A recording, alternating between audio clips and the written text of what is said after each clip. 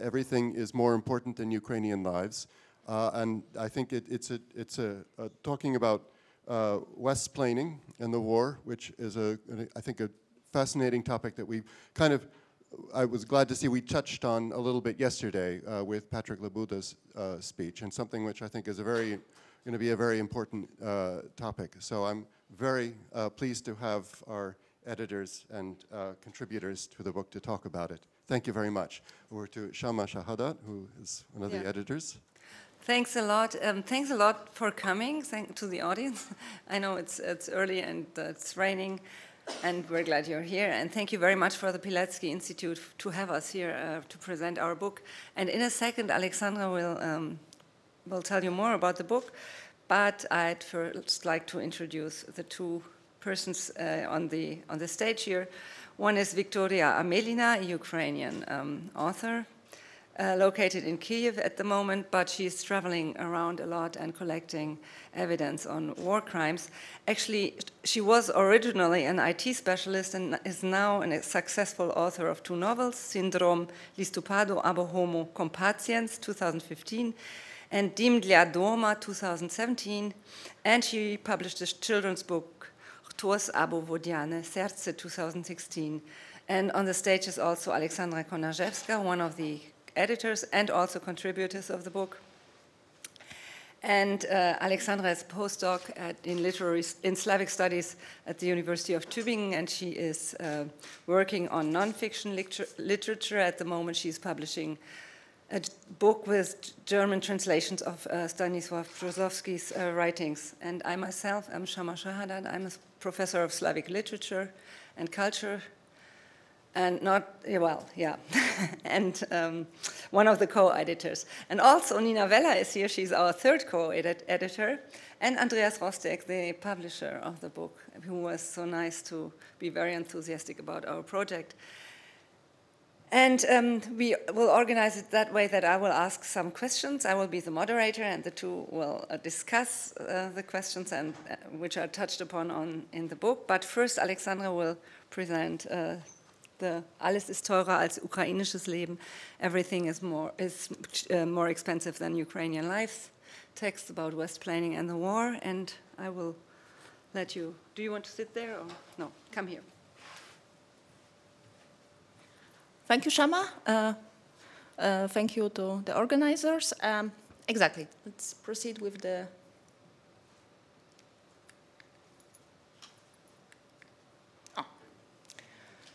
Dear Western intellectuals, Polish writer Szczepan Twardok wrote, you have no idea about Russia.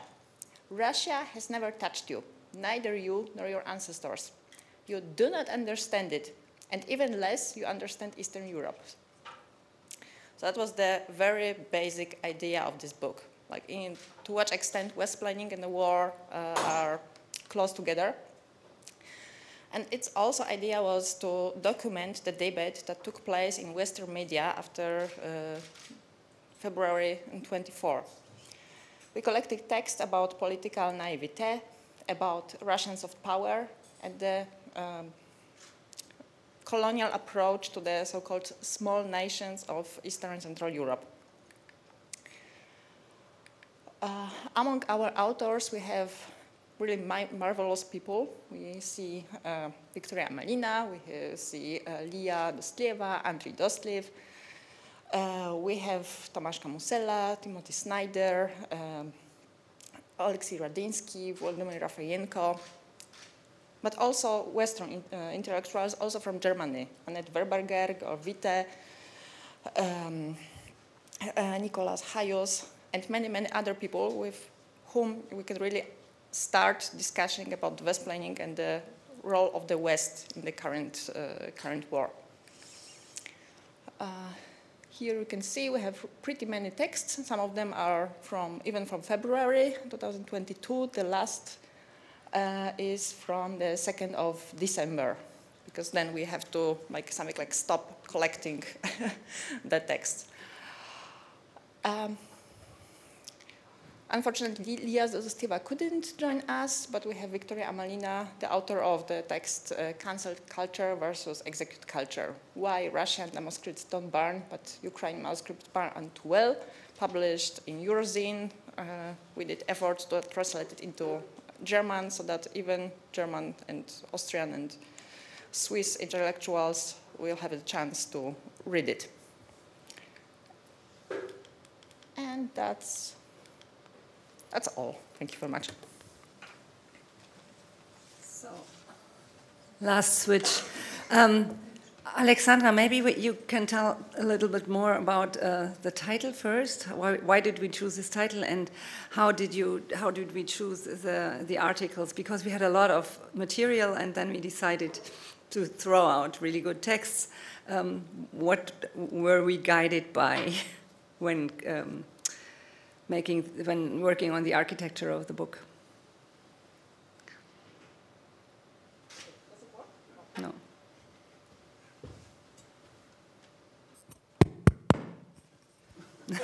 Just now it works. Thank you very much for the question. Like the working title was actually this Szczepan Twardoch's article, Down with Westsplaining.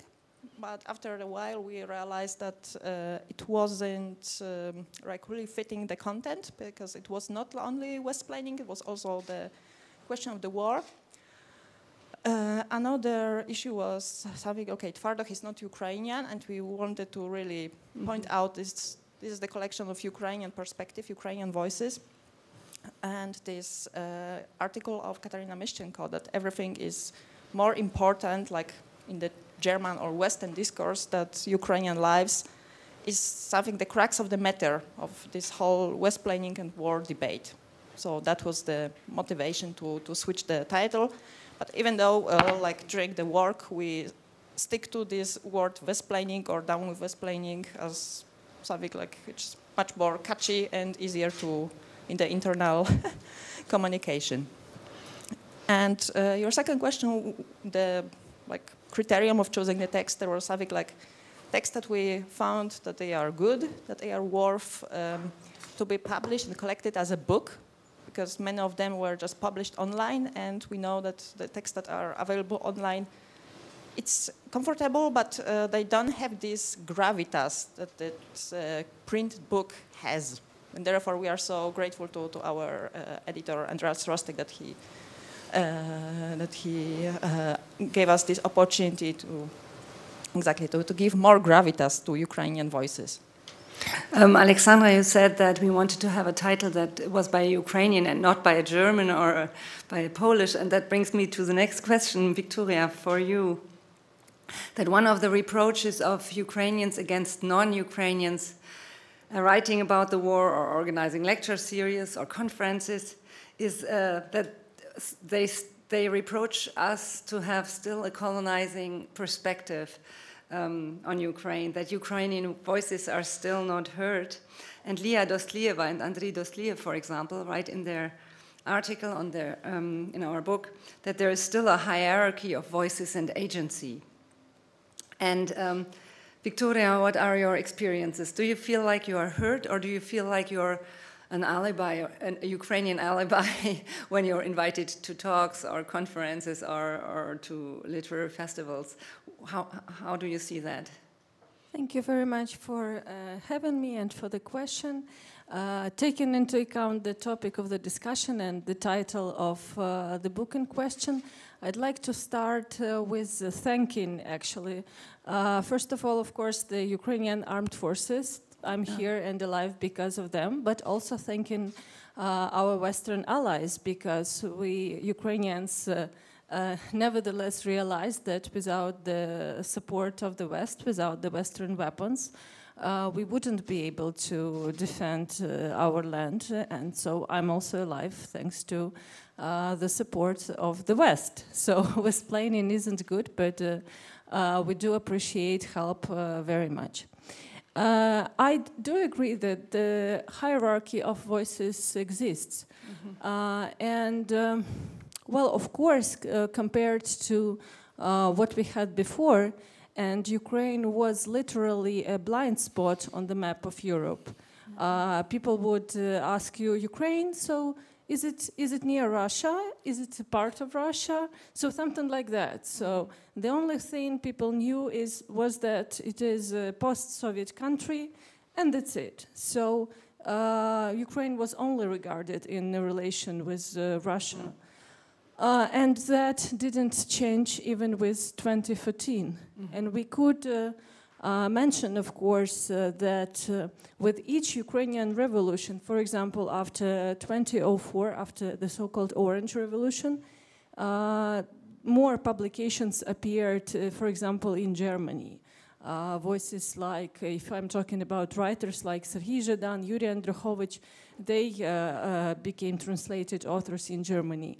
2014, again, the Revolution of Dignity brought more attention to Ukraine. But this was not enough. This, the number of copies sold was not enough again.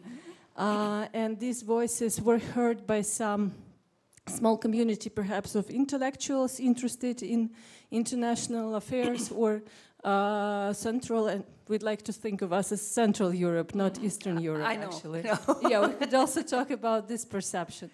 But this didn't change much. And right now, well, I can tell that I'm being listened to. I give a lot of interviews, and I'm being quoted in a lot of stories in the best press, like, I don't know, Guardian, Foreign Policy, etc. But yet I'm mostly the character in these stories. But they do give me voice, of course, so I'm always grateful, even for the opportunity to give a commentary. But it's not that we are always trusted, and it's not that there's a line of people asking me for my opinion to author a piece in, I don't know, in New York Times. So we are still, we are the characters, so the narrative does not belong to us. I mean, of course, it does belong in President Zelensky. I mean, Ukrainians do have agency now. Also, again, we do depend on our partners, but we do have agency too. But still, for writers, we do not yet own the narrative, I'm afraid. Thank you. Let us talk about your article in our book. It is called Cancel Culture versus Execute Culture, and you write it is absurd to think about saving Russian culture at a moment when Ukrainians are sacrificing their lives in order to save Ukraine. And your article is, by the way, one of the more radical articles in the book, although there are others, but some are not that radical. You make it very clear that canceling Russian culture is nothing compared to executing Ukrainian culture as it happened in the 1930s with the executed Renaissance, or as it is happening today when Russian bombs kill Ukrainian artists. And since probably most of the audience has not read your article, do you want to tell them what you wrote and what your argument is? Well, I have to give some context because this article was written in March 2022. And I should say that perhaps for Ukrainians, well, the end of February and March 2022 were, to me, was the hardest time. Of course, because Kyiv was in danger of being under siege, and this was a really difficult moment when everywhere in Ukraine, even in my hometown Lviv, people didn't know what will happen next. And my article is basically, I don't think that we should cancel Russian culture. I don't like cancel culture at all, but I was just surprised it wasn't my focus. My attention was elsewhere. Basically, I mentioned it in the article because in March I worked at the humanitarian aid warehouse. I wasn't a writer anymore. I wasn't a novelist. I moved boxes at the humanitarian aid warehouse because we all felt we have to do something to support the defenders and not, just proceed with our lives. So I was busy moving boxes, and I didn't participate, and ordering some ammunition, etc. So I couldn't really take part in all those discussions around me about what we should do with Russian intellectuals. Should we listen to them? Should we not listen to them? But it was really frustrating. And somewhere on the side, I knew that while we are collecting something to try and send it to Chernihiv or Kharkiv or try to sneak some food into Mariupol, we also have some discussion on the side about, again, Russian writers or intellectuals and what if they should be allowed to, at the same time, discuss those issues. I was also surprised to find out that, for example, at this very moment, while Ukrainian writers were joining the army, moving boxes at the humanitarian aid warehouses, Russian writers and, opposition writers, I guess, were preparing a collection of essays about the war. This was, again, surprising. I couldn't write at the moment. In the beginning of March, I couldn't speak almost. So it sounded weird, and I wanted to say that the fact that this discussion is taking place at this very moment about canceling Russian culture is already wrong, because we are, again, centering our attention on Russia and not on Ukraine, even though we're in blood, and people who are covered in blood are usually more visible, but still the discussion was Russia-centric again. So yes, I was writing about the executed Renaissance and the parallels I see, and I basically just said that we should be talking not about what we have to do with Russians. I really couldn't care less at the moment. But that we should prevent another executed Renaissance or bombed Renaissance.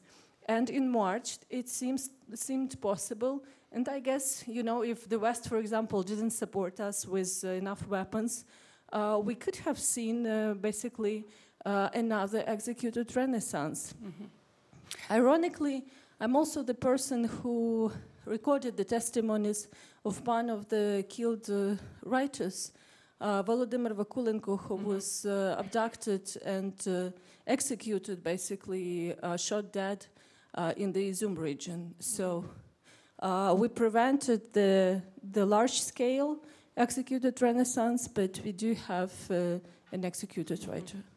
Yeah, thank you. You said that the attention is still centered on Russia, and I remember one of my colleagues from Ukraine. She said that she thinks it's great that we organize all these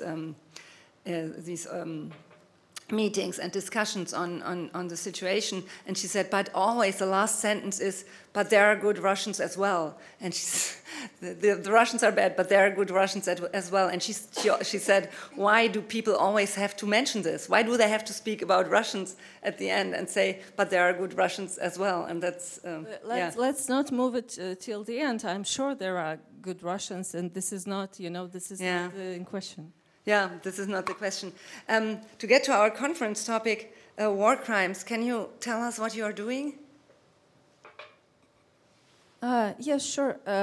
Basically, we've talked this conference about documenting war crimes a lot. I will tell about my experience. I mostly work with two human rights organizations, with two NGOs.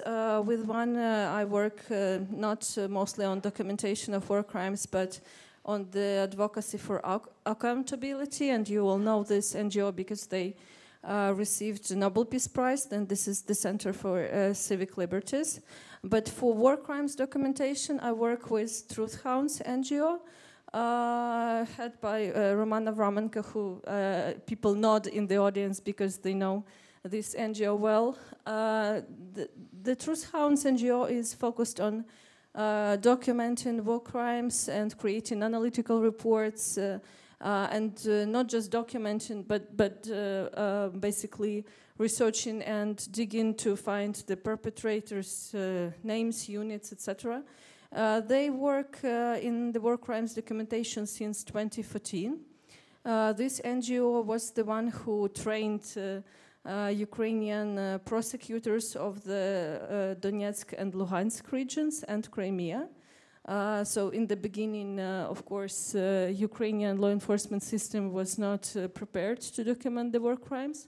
But in 2018, Truth Hounds, and I'm sure, of course, that they received more training, but Truth Hounds was one of those who taught the prosecutors in Ukraine. Right now, the cooperation between the General Prosecutor's offices and Truth Hounds is very good, and we collect testimonies and pass them, of course, to international institutions as well, and to archives, various media, if the eyewitnesses or survivors agree.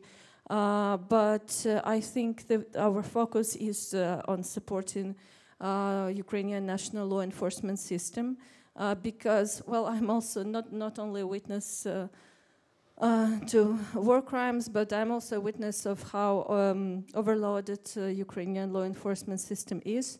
I had participated in the meetings with the prosecutors and even SBU, Ukrainian Secret Service in the Kharkiv region, and I just, I never expected myself to empathize with SBU, but they are really overloaded with the work. And so having mobile teams on the ground like ours is very important to them, and they are very grateful. We basically also talk to the eyewitnesses, but we prefer going on site.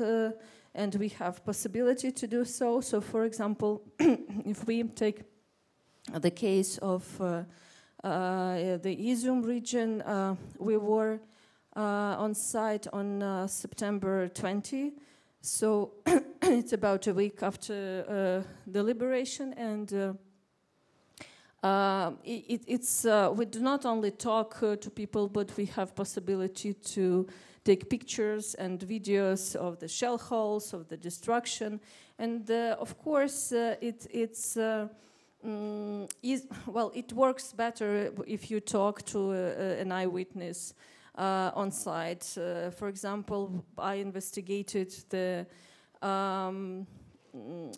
shelling of the evacuation bus in Balaklia, and I was able to look at the bus, to see how it was shelled, where it really stands, and to walk around to find the eyewitnesses in the nearby houses. And of course it's very important because some people would like to tell you they've seen something, but you always have to double check. Where were you when you've seen the Russians from the block post shooting? And you start asking questions, and you find out that the person would like to be involved, and she says she saw it, but in fact she heard it. So you have to go around more and find someone who really saw the events. So you have to, verify. And this is very important because this is about quality of the testimonies, and this is about making sure that those cases that we bring to courts, do not just fall apart in court.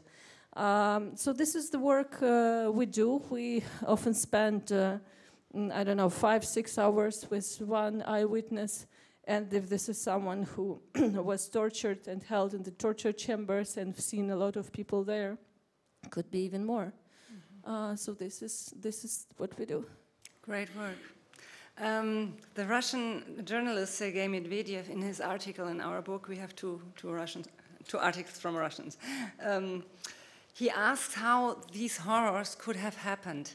He says, where does the archaic evil have its origin? And here we are in a completely different discourse than we were the last 2 days, because we're not in the discourse of law or sociology of history. But lawyers would never talk about archaic evil, I guess.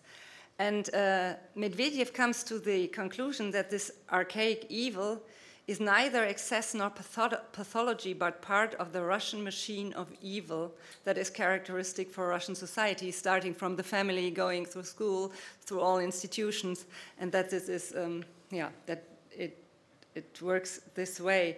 And a question to both of you, and maybe to give you a break, Victoria, maybe Aleksandra wants to answer. Can we think in such archaic categories? Can we talk about archaic evil, or is this superfluous and doesn't help us?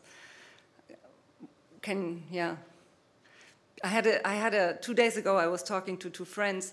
Both of them have been working with Russian literature for ages, and one of them said, the Russians are evil at the Russian society is evil at the moment the way German society was evil during Nazi times, and the other one said, no, they are not evil. So this discussion maybe is important or not. Aleksandra? Yeah, I think it's important to know the context of this text, and this is the reason why to every text we also provided the exact date when it was written. Mm-hmm. And this text was written after the Bucha massacre, or like after it was discovered when the Russian troops were withdrawing from Kiev, and all what's happened in Irpin, in Bucha and Hostomel were known.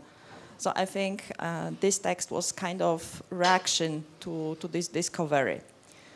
I feel like not really comfortable, to using such metaphysical terms like evil, or like does evil belong to any nation, or like does it belong to any ethnic groups? Or because this is not something that we can check or measure, and this is beyond our scope of expertise. But as this testimony of a Russian intellectual whose reaction to Bucha is exactly this, not looking for excuses, not looking, they are poor people, somewhere taken from as a conscripts from this Asian part of Russia. So, with the suggestion that if there were civilized people from Moscow or Petersburg, it would look different. No, but he's like going this full emotional, that this is the archaic evil. And I found it, as a reaction worth noticing and worth, putting in a book. Mm-hmm. I would start here from asking what Russian is and what Russia is before making accusations.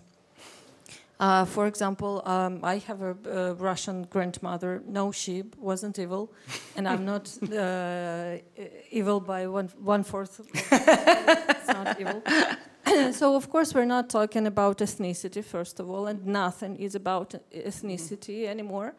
And even surprisingly, even when we're talking about possible genocide in Ukraine, we're talking about a Ukrainian nation, which is definitely a political nation. So ethnicity here doesn't matter. Mm-hmm. And, when I say there are good Russians, by the way, mainly I mean those good Russians about whom we learn after they are dead, because they died heroes defending Ukraine.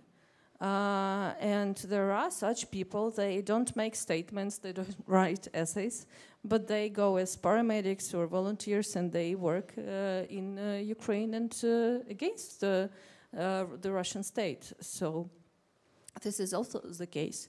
I would say that, of course, Russian society is absolutely broken. Yes, we could say that it's evil, and that it produces people who act as evil. And if we look at the Russian war criminals, well, you do see archaic evil in them. We can mention a lot of reasons why the Russian society is broken. I'm sure many people here did a lot of research. Like, for example, we've seen a wonderful presentation by Dr. Ian Gardner, who presented his book Z Generation about UNARMIA, which actually produces something like it's an analog of Hitlerjugend or something. We can also and should talk about how Russian society was being broken for centuries. It wasn't even broken by the Soviet Union because unfortunately Russian society never transitioned from the Tsarist time. It never overcome the trauma of serfdom, which was essentially slavery. They've never been a democracy, so people never had agency there. They don't have this experience of influence in the decisions of the state. So they basically believe that the state is the most precious thing, and they surprisingly agree to enormous losses, and they are ready to sacrifice everything for the greatness of Russia, for the invincibility of Russia.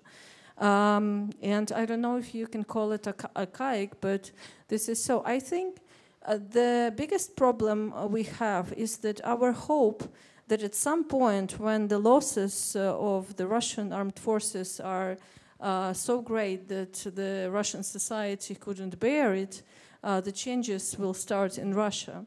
Well, we can see that this is not the case. We have Ukrainian officials report more than 100,000 deaths. Okay, let's assume that maybe they are exaggerating, but there's definitely 100,000 deaths in the Russian army already. And this does not affect Russian society in a way that they want the war to stop. No, they are more angry. They think that the West attacks them. They think that 50 countries, NATO, the US is fighting against them, and they have to defend Russia. So this is rather mobilizing to them. So unfortunately, this assumption didn't work, and we should prepare for more and more human waves to come and attack us. So I don't know if this is archaic to unite like that and sacrifice your life for the great collective, but this is what's happening, I'm afraid. And this is why it is very convenient to be a Russian imperialist here in the EU, in Germany, because you get to live a good life in a civilized country, but at the same time you enjoy being a part of this great Russia. You don't have to sacrifice anything, but you still enjoy this belonging to great Russia, great Russian culture, everything great. Thank you, and thank you also for making the distinction between ethnicity and society, which is very, very important, I think.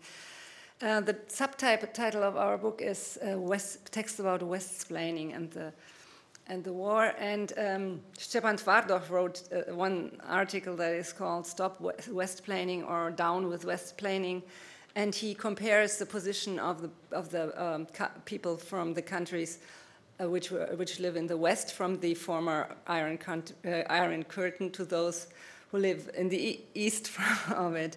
And he says that the Westerners infantilize let me call them Eastern, whatever, east of the Iron Curtain people, by telling them what to do. And he referred, or many of the articles refer to some open letters which the so-called German intellectuals wrote to the Chancellor, and which have been published, and where they say, oh, you have to stop the war, you have to negotiate, while Tvardov says, you don't know, dear German intellectuals, you don't have any idea what is happening. And you are both from Central Europe, Aleksandra and Victoria. What are your experiences with Westsplaining? Like maybe going back to this Tvardov text, like Tvardov is a proud Silesian. He doesn't consider himself to be a Pole. And when we consider the fate of Silesian people, that they in the interwar time they weren't considered to be a true Poles. Like the language was regarded as something like broken Polish and something like Silesian identity. It's a construct, something. So I think this is something like affinity with the Ukrainian fate. Like also during the interwar period, it was something like more or less identical.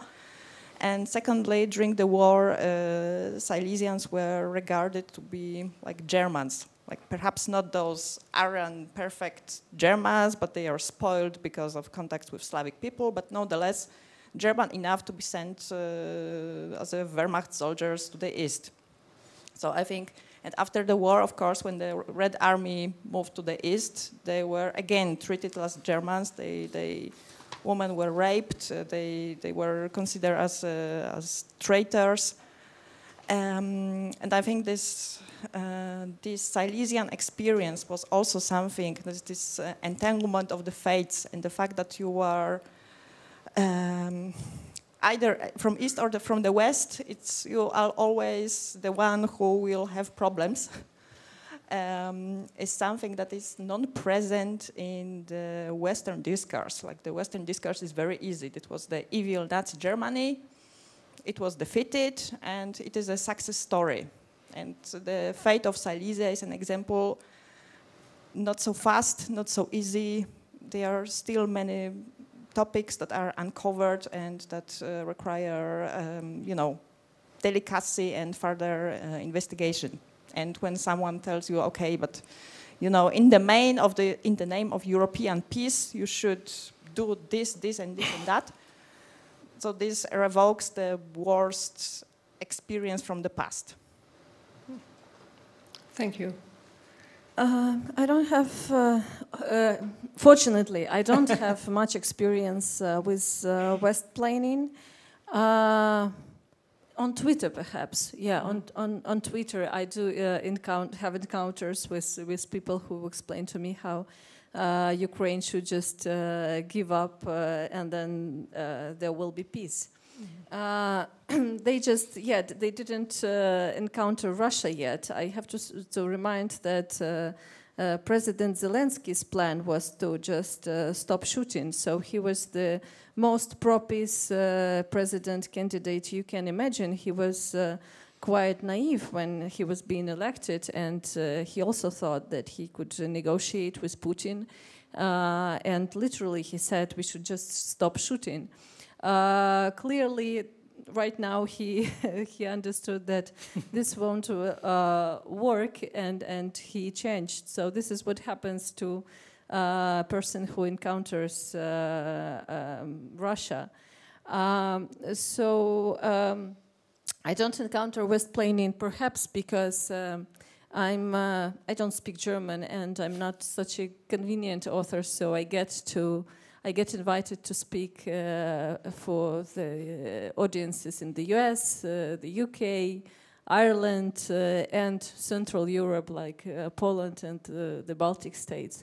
So to be honest, I did participate in one online festival in Germany, but offline. This is first time I'm speaking in Germany during the full-scale invasion, and I have to say that here I'm basically glad to find that the audience is indeed very pro-Ukrainian, and no one was Westsplaining me here. So perhaps those who did give speeches in Germany during the last year explained everything already, and those essays also had effect because I didn't encounter any Westsplaining here. Yeah, but the people who are Westsplaining are not interested in the facts, and they don't go to events like this because they are not interested in hearing anything about it. They have their opinion, and yeah, that is also true. For example, it. I just came from the Literary Festival in Colombia, and we all know that Latin America and Global South, although I don't like the term because it's too, void and not nuanced, but we all are told that Global South supports Putin or stays neutral, which is also supporting Putin, and that is true. But at the literary festival in Colombia, everyone supported Ukraine, so we had no one to convince because everyone was convinced already. Oh, okay. I didn't even think about that. Yeah. Thank you. Can I have one more question, or shall I open it to the public now? I'll open it to the public. I have so many questions I want to ask you, and it's so great to listen to you. But I'll open it to the public now. Please. Yes? Or you need a microphone, I guess. Will you do this? Thank you. Thank you very much for very human comments and very brave comments. And I actually have questions to both of our speakers. Victoria, I mean, as a writer, as a poet, the heart and the language is your weapon. I was wondering, how have you observed the transformation of the language? Because you deal with the same grave issues, but with different people, with human rights lawyers, with the prosecution, but most importantly, with the victims. So how do you adjust the language, and how would you recommend us, I'm speaking about, probably myself, rigid lawyers, to be perhaps a little bit different with the language, but also understanding, the purpose of our profession, and when we want to transfer the emotion, the suffering of the victims, but when we have to do that within the constraints of a particular court, for instance, which is waiting for our opinion. And then the second question to Aleksandra. You mentioned Silesia, and you also, yesterday I spoke to a person from the Czech Republic who said how the Russian invasion has triggered the fears of the generation of our grandparents who stayed silent, and especially those who were victimized, raped. Women were raped by the Red Army, both during the World War II, but also she mentioned the Soviet invasion of Czechoslovakia in 1968. So I was wondering, how do you think the trauma of our grandparents, and especially those victimized by the Soviets in the mid and the second half of the 20th century, impacts the attitude of this generation to Russia's conduct now? Thank you very much. Thank you very much, Katerina, for your questions. As a writer, I can say that we don't use war as a metaphor anymore. And I have to say we stopped using a lot of metaphors at all. Our language became more simple and direct. I basically just... I'm not that big of a poet, but I did start writing poetry during this full-scale invasion, just because I was speechless, and this short form became necessary to me to just convey some simple and very direct messages.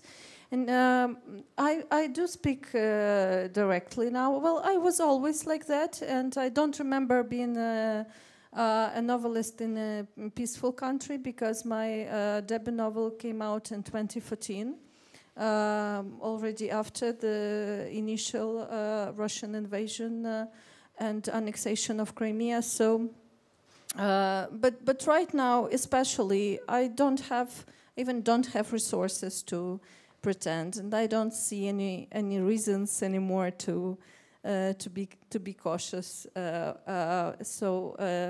War is a time for sincerity, I believe. As for talking with the survivors, well, I do avoid. I don't know if it helps, but I do avoid the word victims and eyewitnesses. I have to say that eyewitnesses in this case are often. We can basically treat them as survivors, or we can say victims as well, because the magnitude of the sufferings they've witnessed made them almost as traumatized. Of course, I'm talking about direct witnessing, not through the TV, but even knowing what's going on in your country traumatizes you, of course. sincerity, I guess, and being human. So nothing, nothing revolutionary I couldn't advise to you. And I also do convert the direct language of the eyewitnesses, very sincere language, into the testimonies, which are very cold and, of course, no metaphors. And, this is a very different kind of writing.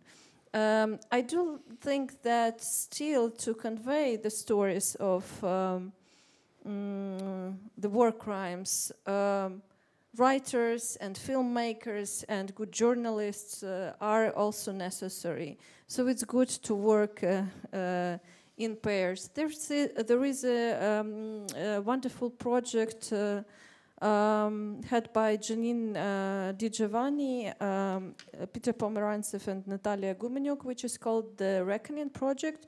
They have a brilliant idea of connecting the two, the war crimes documentation and creating documentaries and non-fiction pieces about the war crimes. And I do think I'm actually writing a book about women, mostly women who document war crimes, which will be called "Looking at Women, Looking at War." So I did work alongside researchers from that project, including Natalia Humenyuk and Vera Kuriko, a wonderful Ukrainian writer. And I have to say that still these women are such a great storytellers that they still tend to concentrate more on telling the story. They do the documentation part, but this part, can also be done by someone else. But what they do with the stories of those survivors is very important, and hopefully will support the cases as well, because as far as I understand, public opinion is always very important. And, as Philip Sands once told me, telling the story can be just part of justice itself. If the story is heard, maybe this is, also enough for someone. And sometimes nothing else is possible to do the justice. We still have an answer here. Sorry. Yeah, very, very quickly. Yeah, you are absolutely right. There's, I think there's the moment when these repressed memories of sexual violence from the Second World War and the atrocities committed by the Red Army, that there was 30 years silence about this because of the political reasons. And right now there's the moment when with this popular Freudian experience, what is the psychoanalysis and what is the repressed. So it just comes back. And absolutely, I think this is something that it's perhaps even not we realize that this is still somewhere in your subconscious. Thank you, Aleksandra. Next question. First of all, thank you so much. It's very impressive, to say the least. And I think we should make a separate book event, book presentation, discussion here in Berlin, and maybe not even in Berlin, but in many other German cities. I think we have resources to do it, maybe together with Pilecki-Institut. I represent Center for Liberal Modernity, which is co-organizing this event. I have a question to Victoria, and it's about use of Russian language in Ukraine, or Ukrainians speaking Russian. So I used to like the idea that Ukraine is a bilingual country, and Kurkov, the Ukrainian writer, even suggested to develop a separate Russian language vocabulary for Ukraine, meaning that Russia shouldn't monopolize Russian language. But I found myself very uncomfortable speaking Russian after February 2022, and I have a lot of Russian-speaking friends, and there are a lot of Russian-speaking people from Ukraine here, from Kharkiv, from eastern Ukraine. So I wonder, what is your perception of this? Thank you. Thank you for this question. I'll start with saying that Russian was my first language, or as I once accidentally, it was slip of the tongue, but I said Russian was my native language. Well, you perhaps cannot say that you have a native mother tongue once and for all, but this is what I said, and this is true perhaps. I come from the Russified, from Russianized. I'm still not sure what the correct word should be in English, of Ukrainians, and I think that this is important to distinguish, that we shouldn't say Russian-speaking Ukrainians, but there are perhaps Russian Ukrainians in a sense that they have Russian ethnicity and they want to preserve their connection with the Russian culture, and this is perfectly okay, although right now, of course, they must have some identity issues. But there are also Russified Ukrainians, and they lost their language as a result of mass violence, as a result of Holodomor, and right now the Russian-speaking regions, what we call Russian-speaking regions, are basically the regions that went through the Holodomor experience. And when you see that the Ukrainian-speaking villages die, that people there have to eat their dogs and at times, each other. And in the Russian-speaking cities, you have a chance to survive. And then you see the executed Renaissance. You can tell that your best chance to survive and your best chance to prosper is to speak Russian. Of course, you switch to Russian. I will just tell the story of my own grandfather, which I do tell in one of my novels, actually, as well.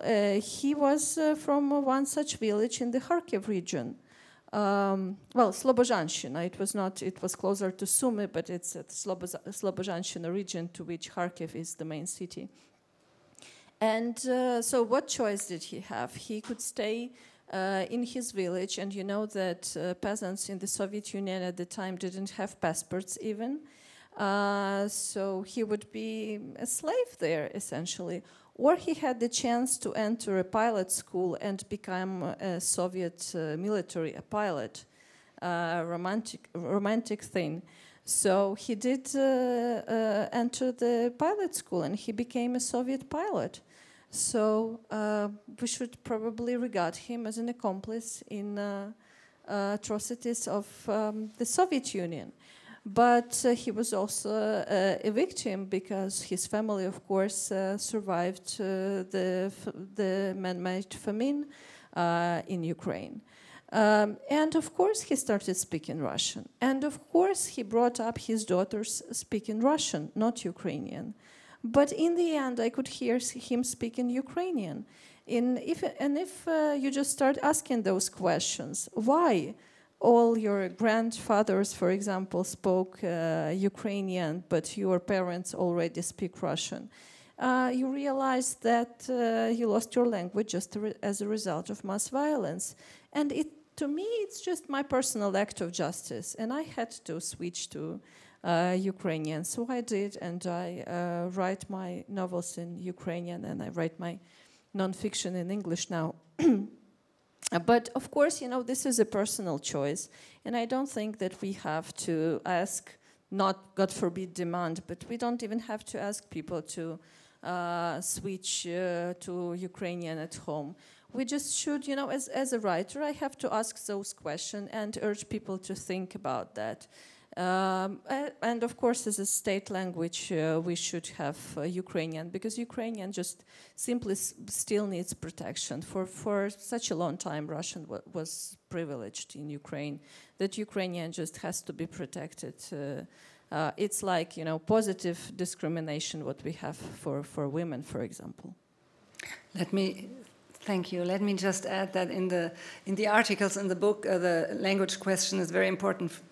And it comes up very often, and there are very different positions from I will never speak a word of Russian again, and I switch to Ukrainian, and I will never write a Russian word again, up to I will not let Putin take my language away from me, and I will go on speaking Russian. It is my Russian and not the Russians' Russian.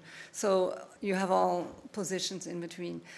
I really want to thank both of you. You were great. You were great. It was so interesting listening to you. Thank you to the audience also to listening. And please give these wonderful two people a big applause.